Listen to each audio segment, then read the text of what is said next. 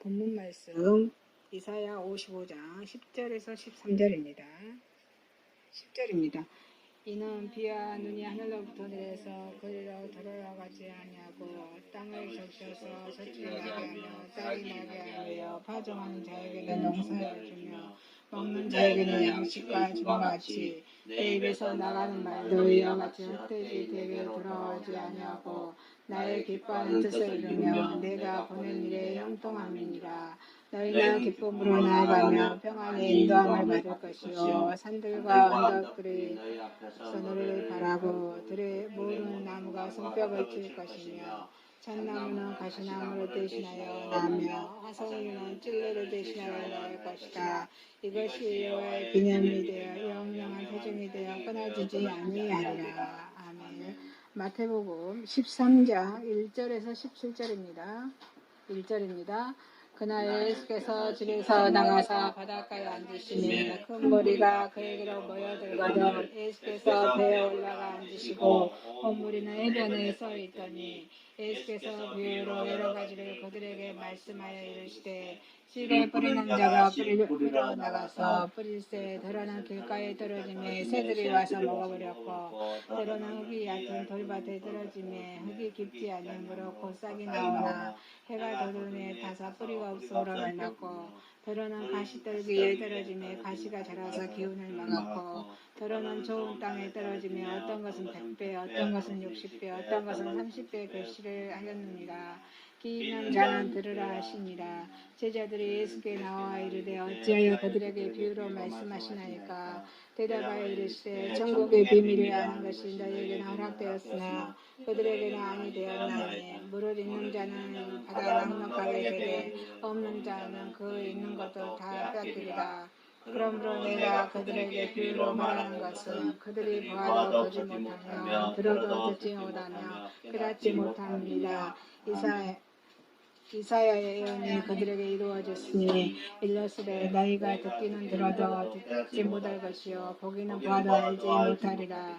이 백성들의 마음이 안악하여져서 그 귀는 듣기는 둔하고 눈은 감았으니 이는 눈으로 보고 귀는 듣고 마음으로 깨달아 돌이켜 내게 고침을 받을까 두려움이라 하였느니라. 그러나 너희 눈은 봄으로 너희 귀는 들음으로 복이 있도다. 내가 진실로 너희에게 이르노니 많은 선지자와 의인이 너희가 보는 것들을 보고자 하여도 보지 못하였고 너희가 듣는 것들을 듣고자 하여도 듣지 못하였느니라. 아멘. 로마서 8장 12절에서 17절입니다. 12절입니다. 그러므로 형제들아 우리가 빚진 자로 내 육신에게 져서 욕심대로 살 것이 이르나니라. 너희가 욕심대로 살면 반드시 죽을 것이로되 영으로서 몸의 행실을 죽으면 살리니 우리 하나님의 영으로 인도함을 받은 사람은 그 하나님의 아들이라. 너희는 다시 무서워하는 종의 영을 받지 아니하고 양자의 영을 받았으므로 우리가 아빠 아버지라고 부르시느니라. 성령의 친히 우리의 영과 더불어 우리가 하나님의 자녀인 것을 증언하시나니 자녀이면 또한 상속자 그 하나님의 상속자여 그리스도와 함께한 상속자니 우리가 그와 함께 영광을 받기 위하여 고난도 함께 받아야 할 것입니다. 아멘. 본문 말씀 이사야 55장 10절에서 13절, 마태복음 13장 1절에서 17절, 로마서 8장 12절에서 17절 이 말씀을 준비하면서 제목을 하나님의 말씀으로 제목을 정하여서 은혜를 받고자 하겠습니다. 자, 첫 번째 하나님의 말씀 순종은 축복입니다. 다 함께 해볼까요? 시작. 하나님의 말씀 순종은 축복입니다. 이 선지자, 그 이사야서는 이사야가 쓴 구원론입니다. 자, 선지자 이사야는 하나님의 말씀으로 지어진 자연계가 하나님의 능력에 의해서 운행된다고 이렇게 말씀하고 있습니다. 비나 눈, 또 이 자연계의 비나 눈, 또 하나님의 뜻에 의해서 만들어지기도 하고 또 소멸되기도 합니다. 그래서 시편 148편 8절을 보니까 불과 우박과 눈과 안개와 그의 말씀을 따르는 광풍이며 이렇게 하나님의 말씀을 따라서 천지가 이렇게 생겨났다고 말씀하고 있습니다. 시편 148편 5절 말씀에도 여호와의 이름을 따르는 광풍이여 라고 말씀하고 있습니다. 여호와의 이름을 찬양하면 그가 명령하심으로 지음을 받았습니다. 말씀하고 있습니다. 그래서 창조주 하나님의 능력에 의해서 이렇게 우리 자연계가 보존되고 운행되는 것입니다. 자, 태양계도 많은 혹성이 있죠. 그 어느 하나도 파괴되거나 부딪힘 없이 하나님의 능력에 의해서 질서 있고 운행되고 있죠. 또 어때요? 이 운행되고 있는 것은 하나님의 살아계심을 역사하고 계신다는 것 증거가 될 것입니다. 자, 이렇게 우리 하나님은 능력의 하나님이십니다. 그래서 능력의 하나님 우리의 삶도 어때요? 인도하시고 주관하시고 주장하고 계시다는 것입니다. 그래서 내 입에서 나가는 말도 헛되이 내게로 돌아오지 아니하고. 자, 우리 인간들은 어때요? 우리 사람들이 하는 말은 신뢰할 수가 있지만 그래 신뢰할 수가 없습니다. 또 우리 사람들 간의 약속은 어때요? 약속을 지킬 수도 있지만 어때요? 파기할 수도 있죠. 그런데 하나님의 말씀은 어때요? 변함이 있어요? 없어요? 불변합니다. 이게 하나님의 말씀의 신실성, 변함이 없는 것이 하나님의 말씀의 특성이라고 할 수 있겠습니다. 그래서 하나님의 말씀은 이렇게 비와 눈이 내리면 다시 하늘로 돌아가지 않고 땅에 적시죠. 그래서 땅에 적셔서 싹이 나고 꽃을 피우고 열매를 맺게 하여서 먹을 양식과 파종할 씨앗을 주는 것처럼 오늘 본문의 10절 말씀처럼 어때요? 하나님 말씀은 헛되지 아니한다는 것입니다. 아멘이십니까? 그런데 사탄은 어떻습니까? 사탄은 허탄한 거짓말로 인간들을 유혹하여서 타락하게 합니다. 거짓말은요 안 해야 됩니다. 해서도 안 됩니다. 아멘이십니까? 거짓말은 사탄이 좋아하는 것입니다.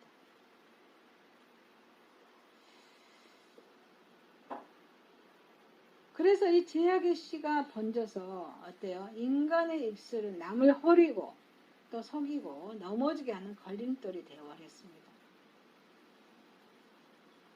이게 우리 인간입니다. 그러나 우리 하나님 말씀 어떻습니까? 생명을 살리는 구원의 말씀입니다. 인생을 영원한 길로 인도하시는 진리의 말씀입니다. 그래서 나의 뜻을 이루며 하나님의 말씀 우리에게 기대하는 것처럼 그대로 이루어지지 아니할 때도 하나님 말씀 있습니다.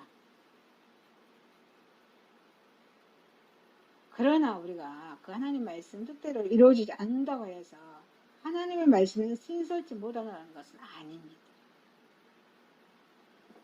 그래서 하나님의 말씀은 인간의 뜻대로가 아니라 누구의 뜻대로 이루어져요? 맞습니다. 하나님의 뜻대로 이루어진다는 것입니다. 그래서 하나님의 말씀이 우리에게 예상과는 아주 다르게 다른 방향으로 이루어짐으로 인해서 우리의 시야에는 실패한 것 같이 보일지라도 하나님의 표준에서 보면 그렇지 아니하다는 것입니다. 아니십니까? 그래서 하나님은 한 번 작정하신 것은 반드시 이루시는 하나님이십니다. 하나님의 입에서 나오는 말씀은 다 뜻이 있습니다. 그런데 인간은요, 그 하나님의 뜻을 알지 못합니다. 하나님께서는 그것을 알고 계십니다. 하나님만이 모든 것을 처음이고 나중이시기 때문에 알파와 오메가이시기 때문에 알고 계시기 때문입니다. 저와 여러분의 연약함과 불완전한 판단을 가지고 능력 많으신 하나님이 이루어가시는 성취 사역을 저와 여러분은 불신하거나 의심해서는 아니 될 줄 압니다.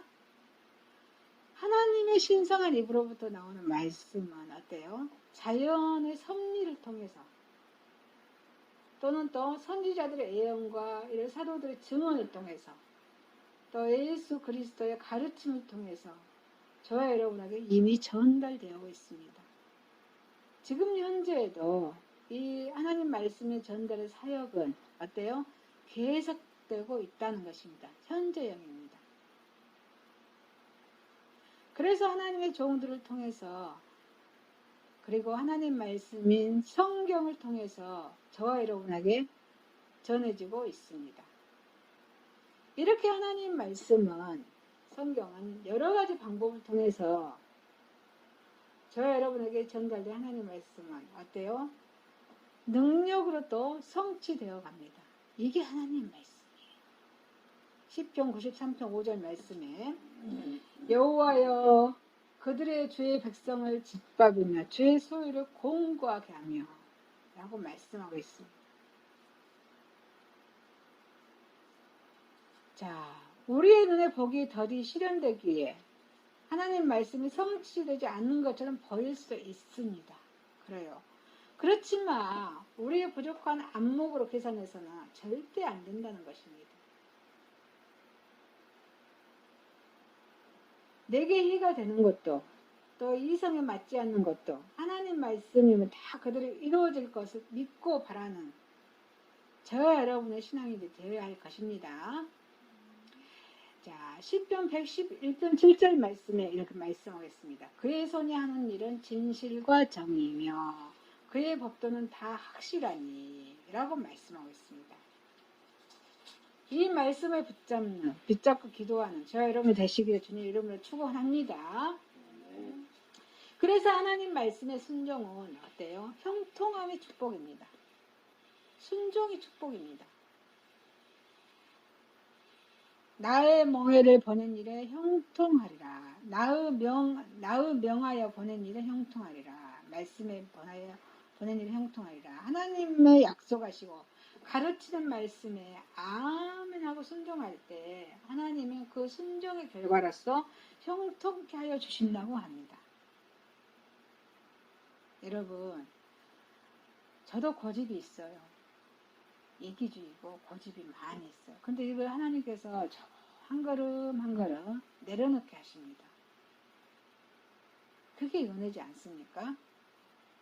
말씀에 순종을 하면은 축복이라고 말씀하고 있는 것입니다. 형통이라고 말씀하고 계십니다.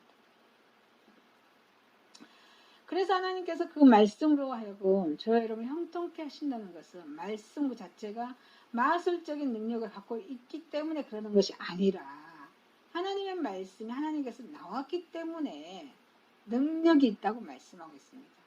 그래서 히브리서 4장 12절에 하나님의 말씀은 살아있고 활력이 있어서 좌우에 낯선 어떤 검보다도 예리하여 혼과 영과 관절과 겉수를 찔려 쪼개기까지 하며 그 마음의 생각과 뜻을 판단하나니 라고 말씀하고 있습니다.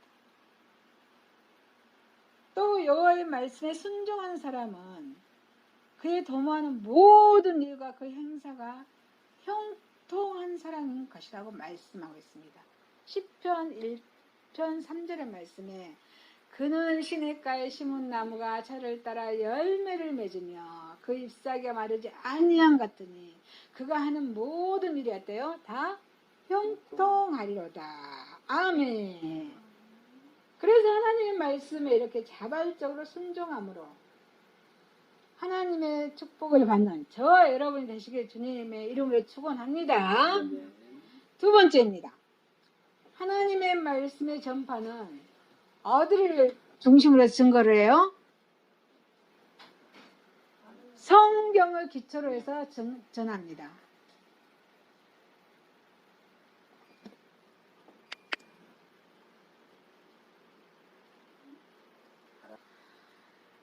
하나님 말씀의 전파는 어때? 성경을 통해서 성경을 기초로 해서 전해야 됩니다. 두 번째. 자, 예수님께서는 바다에 배를 띄우고 그 위에서 해변을 향해서 많은 무리에게 씨 뿌리는 자의 비유를 들어서 천국 복음을 전파했던 적이 있습니다. 오늘 말씀의 본문입니다. 자, 10절 한번 읽어볼까요?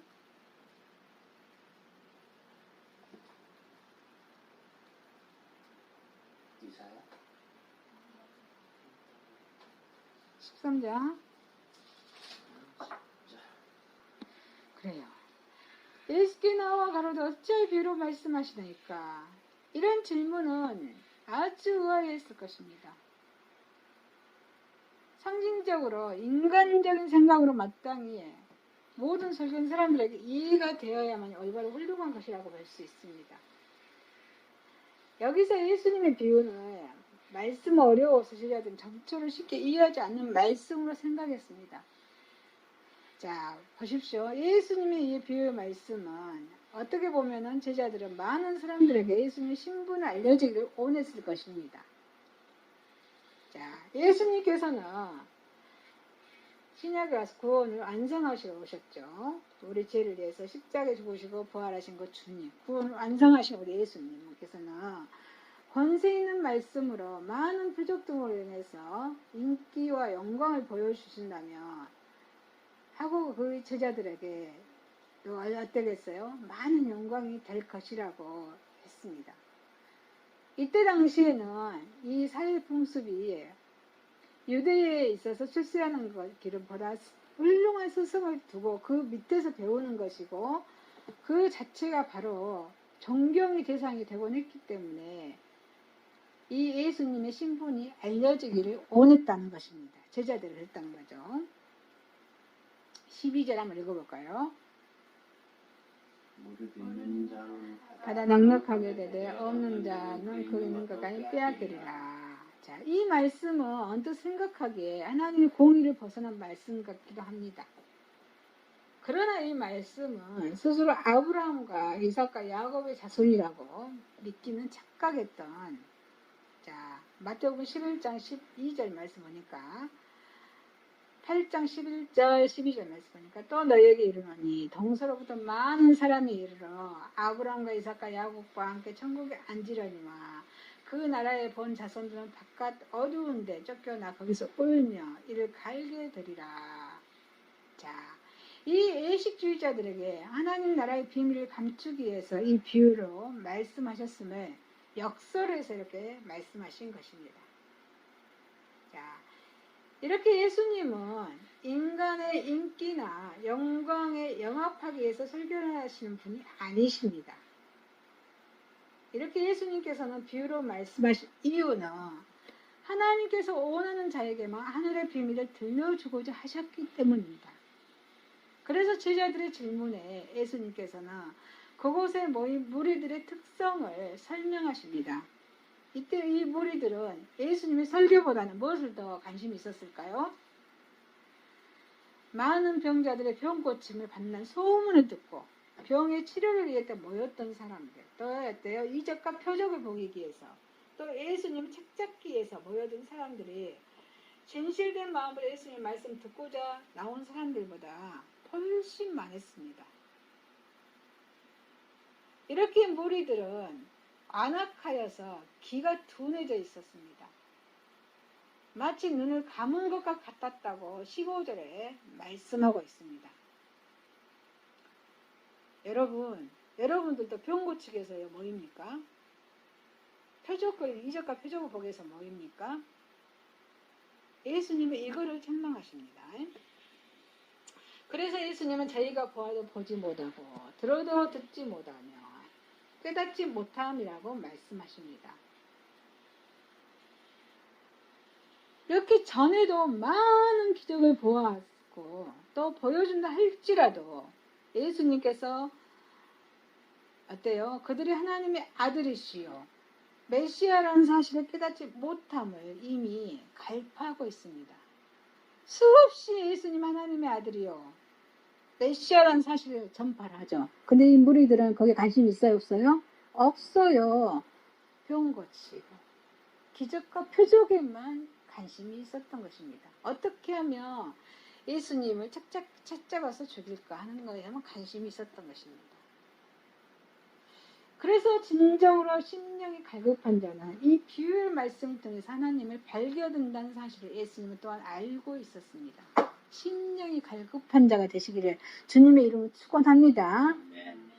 여기서 우리는 하나님의 말씀, 즉 생명의 말씀이 아무 곳에서나 아무에게나 함부로 선포되어서는 안 된다는 사실을 발견할 수 있습니다.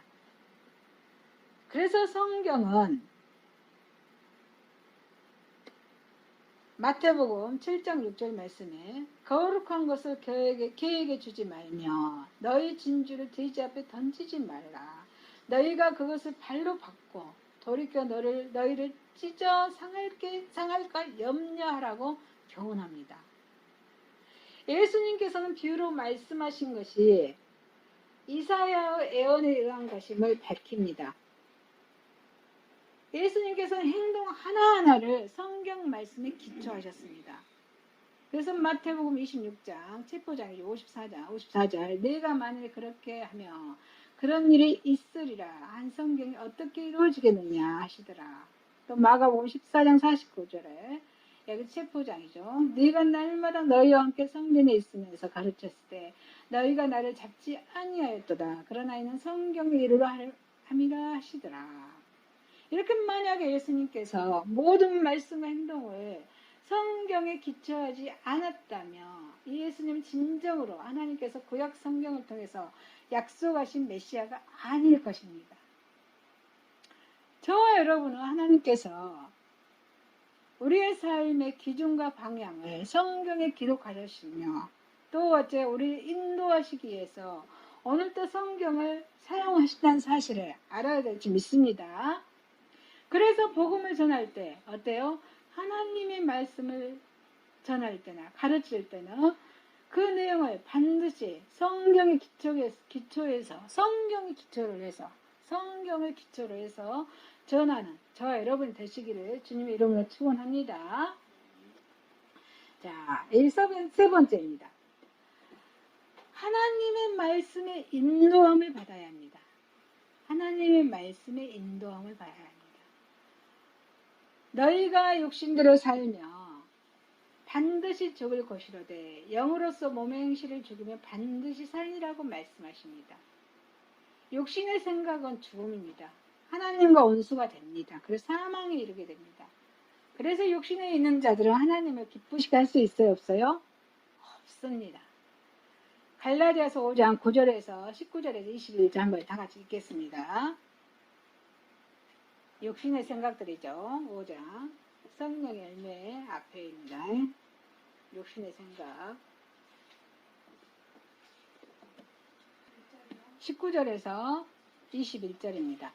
자, 이런 분명하니 음행, 더러운 것과 호색과 우상 숭배, 주술과 원수 맺는 것과 분쟁과 시기와 분냄과 당짓는 것과 분열함과 이단과 투기와 술취함과 방탕과 또 그와 같은 것들이라. 전에 너희에게 경계한 것 같이 경계하노니 이런 일을 하는 자들은 하나님의 나라의 유업을 받지 못할 것이요. 그래요. 그래서 우리는 몸의 행실을 죽여서 영이 지배하게 해야 합니다. 아멘이십니까? 몸의 행실을 죽여야 합니다. 몸의 행실을 죽이는 것은 우리 의지로 돼야 안 돼요? 안 돼요. 그래서 하나님의 말씀의 영이 필요합니다. 갈라디아서 5장 16절에 바울은 이렇게 말씀합니다. 너희는 성령을 쫓아 행하라. 그리하면 육체의 욕심을 이루지 않으리라 라고 말씀하십니다. 우리가 성령의 인도하는 바를 따를 때 율법 아래에서 죄의 명예를 짊어지지 않고 하나님의 자녀로서 당당히 성령의 열매를 맺으면 살아갈 수 있습니다. 그래서 성령의 열매 딱 9가지 나오죠. 22절에서 25절 한번 읽습니다. 22절입니다. 오직 성령의 열매는 사랑과 일합과 화평과 오래 참과 자비와 양선과 충성과 온유와 절제니 이 같은 것을 금지할 법이 없느니라. 그리스도 예수의 사람들은 육체와 함께 그 정욕과 탐심을 십자가에 못 박았느니라. 만일 우리가 성령으로 살면 또한 성령으로 행할지니. 아멘. 이 그리스도를 믿지 않을 때 인간은 누구나 죄의 종으로 살아갈 수밖에 없습니다. 그래서 요한은 죄를 범하는 자마다 죄의 종이라고 하였습니다. 요한복음 8장 34절에 예수께서 대답하시되 진실로 진실로 너희에게 이르노니 죄를 범하는 자마다 죄의 종이라 이렇게 말씀하겠습니다. 저와 여러분 본래는 어때요? 죄의 종이었습니다. 로마서 6장 17절에 하나님께 감사하려다. 너희가 본래 제의 종이더니 너희에게 전하는 바 교훈해 보는 마음으로 순종하여. 20절에 너희가 제의 종이 되었을 때에는 의에 대하여 자유로워졌느니라. 이렇게 종은 영원히 자녀의 의지를 올려설 수 없고 주인의 집에도 거하지 못합니다. 제의 종은요. 자, 너희들이 하나님의 부르심을 받아 자녀가 됨으로써 종의 굴레를 벗고 자유인이 되었던 것입니다. 자, 여러분, 주 안에서 부르심을 받는 자는 종이라도 주께 속한 자유입니다. 저와 여러분은 주님께서 부르셨습니다. 그래서 갈라디아서 4장 7절 말씀에 그러므로 내가 이후로는 종이 아니요 아들이니 아들이면 하나님의 말미암아 유업을 받을지니라. 하나님의 아들입니다. 저희는 제 종이 아닙니다. 이제 하나님의 아들입니다. 그래서 종의 신분은 영원히 사라지지, 종의 신분은 영원히 사라집니다. 사라졌습니다. 아멘이십니까? 이게 은혜예요. 예수님은 내 마음속에 모시고 죄를 용서받고 하나님의 자녀가 됐다는 것, 그게 은혜입니다. 그래서 하나님의 자녀가 된다는 것은 어때요? 상속인이 된다는 것입니다. 상속인. 이게 얼마나 은혜예요? 자, 종도 재산 관리는 할 수 있어요. 그러나 상속자보다는 재산 액수나 내용을 더 잘 알 수는 있으나 그 재산을 소유할 수는 없습니다. 종은 그래요. 재산 소유할 수 없어요. 그렇지만 아들은 어때요? 아버지의 재산 전부를 자기 것으로 할 수 있습니다. 이게 틀려요. 신분이 달라버려요. 종과 아들은 이렇게 달라요. 이렇게 달라요. 자, 아들은 이계에서도 아니고 아들이 노력해서 그렇게 되는 것도 아닙니다. 아들이기 때문에 그렇게 되는 것이에요. 하나님의 아들이기 때문에 그렇게 되는 것입니다. 그래서 17절에 8장 17절에 로마서 그리스도와 함께 우리도 후사가 된다고 말씀하고 있습니다. 후사. 은혜가 안 됩니까? 후사. 너무 감격되지 않습니까? 그리스도를 믿고 하나님 안에서 살고 누리는 영예임, 이게 영예입니다. 그래서 여기가 감사, 기쁨이에요, 평안입니다. 우리가 받을 수 있는 부는 바로 그리스도, 예수님의 부를 말합니다. 그리스도의 부라는 것은 뭐예요? 누구의 부예요? 바로 하나님의 부입니다. 하나님을 가지신 것입니다. 하나님의 영광과 존귀입니다. 영원한 생명과 하늘나라의 기업입니다. 하나님의 자녀가 된 우리는 모두 다 형제 자매입니다. 그리스도의 피로 사신 한 식구입니다. 그래서 서로 사랑하면서 우리는 강한 이렇게 확신과 믿음과 친밀한 교제를 늘 나눠야 될 줄 믿습니다. 이게 사랑이에요. 하나님의 교제를 나누고 이웃과 교제를 나누면서 하나님의 말씀을 인도하는 저와 여러분 되시기를 주님의 이름으로 축원합니다. 말씀을 마치겠습니다. 하나님 말씀 순종은 뭐예요? 불순종은 저주지만 순종은 축복입니다. 하나님 말씀을 전파할 때 뭐를 기초로 해서 전해야 돼요? 성경을 기초로 해서 전해야 합니다. 하나님의 말씀을 인도함을 받아야 합니다. 기도하겠습니다. 하나님 말씀의 순종은 축복입니다. 하나님 말씀을 전파할 때 성경을 기초해서 전해야 합니다. 하나님 말씀의 인도함을 받아 주님께 영광을 올려드리게 하여 주옵소서. 예수님의 이름으로 기도드리옵나이다. 아멘.